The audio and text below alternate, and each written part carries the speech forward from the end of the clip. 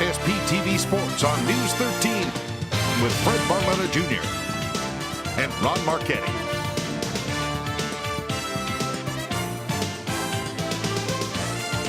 Well, remember the old song, Rainy Days and Mondays? Well, we got a combination of both today, and it's wiped out the sports schedule except for the ones they play indoors. We'll get to that, but let's take a look, first of all, at the things that were on the board that are now moved to another date.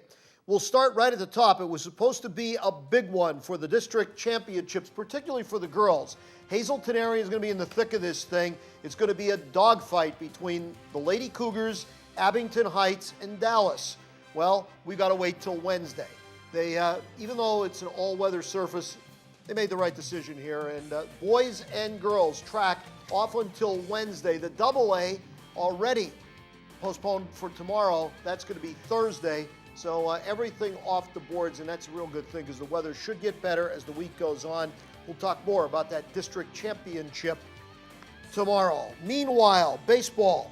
It was supposed to be Coughlin in town to take on the Cougars.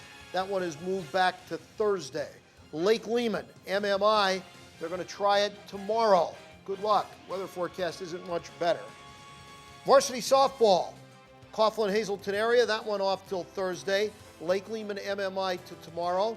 Pottsville is going to be, they're going to give it a shot today. And Hazleton area at Berwick Junior High, that one is postponed until Wednesday. Girls varsity soccer, it was supposed to be senior night down at Harmon Geist Memorial Field tonight. Well, they're going to try that on Wednesday. Lake Lehman will be in town. That will be a 6 o'clock start down at Harmon Geist. Meanwhile, MMI at Myers, that one postponed until tomorrow. And rounding it out, there's the volleyball. That one is on. Delaware Valley, Hazleton area, it's the home finale for the Cougars. Delaware Valley in town, and that one will be okay as long as the roof stays secure. And we left to come down here, it still was. Now let's go to the scoreboard, and of course not much to tell you about locally, so let's talk about minor league baseball.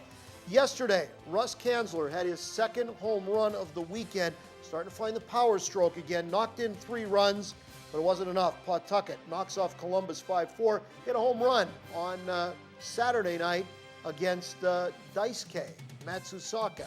That's kind of fun. Put that one in the resume. Meanwhile, Harrisburg doubled up on Akron. Kyle Landis didn't pitch in that one. Durham over the Indianapolis club, score there 3-1. Now we'll jump back to Russ Kanzler because they had an afternoon affair today. You see Columbus came back and knocked off the Paw Sox 5-3. Kanzler, 1 hit in that one. His average stays right at the 252 mark. Now, as far as what's going on tonight, Akron is in Erie. Durham taking on the Baby Yankees, and the Lehigh Valley Iron Pigs are out in Louisville. All of these, of course, weather permitting, as the rain is just moving in all over the place. Now, what has Kanzler been doing all told? We told you that 252 average. Take a look. He's had 32 hits. Notice the power numbers are down. Only 6 extra base hits, but keep in mind, 4 of those came within the week. He's knocked in 10 runs. So slowly but surely, he's creeping his way back up. And oh, by the way, if you watch things with the big team in Cleveland, the bats are starting to really sag. Maybe Kanzler's going to get a call. Now let's go to his teammate Kyle Landis, teammate from Hazleton, teammates for 2 games this year. Kyle Landis has been lights out. In 21 innings, he's only allowed 11 hits. He struck out 18, and opponents are hitting a measly 151 against him. And by the way, they're his statistics, including his call up to the Columbus Clipper team with Akron. His ERA is under 1, so he's just been absolutely lights out.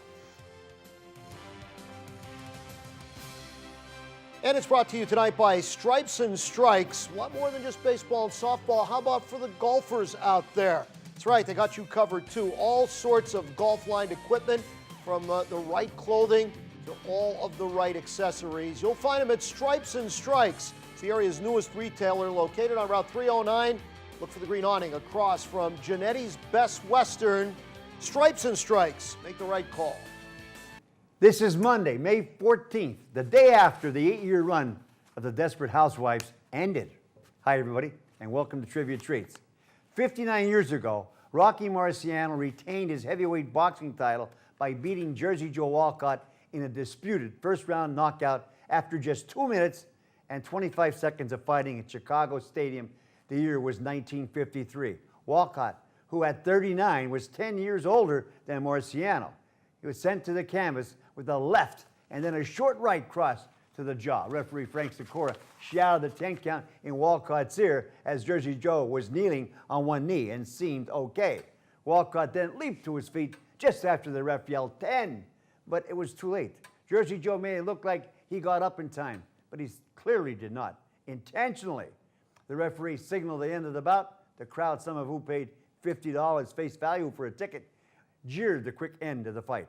Marciano had won the title from Walcott a little less than 8 months previously with a 13th round knockout in the late September of 1952 at Municipal Stadium in Philadelphia, which was near Walcott's hometown of Camden, New Jersey. But in that first fight, Walcott was well ahead until Rocky connected with a powerful right that crushed Walcott in the 13th.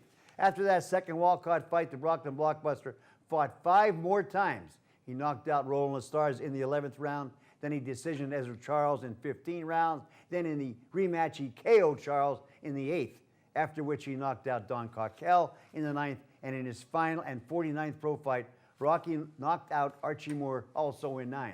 Marciano then retired as heavyweight champion of the world with a 49-0 record, which included 43 knockouts, and 12 of them came in the first round on April 27, 1956. That was almost 3 years to the day after the second Walcott fight. 13 years later, Rocky Marciano was killed in a plane crash in 1969 at the age of 45. I can honestly say there will never be another fighter to match his record. Many say that this guy was the greatest, but I don't think so. I'm talking heavyweights only. I'll rate this guy number 3, just behind number 4, the Manasseh Mauler, Jack Dempsey. Number 2, the Brown Bomber, Joe Louis. But they all lost more than once. Rocky Marciano never lost. So how can we not rank him as the greatest heavyweight of all time? Let the friendly arguments begin. I'll see you Friday right here. Till then, be a good sport and stay loose.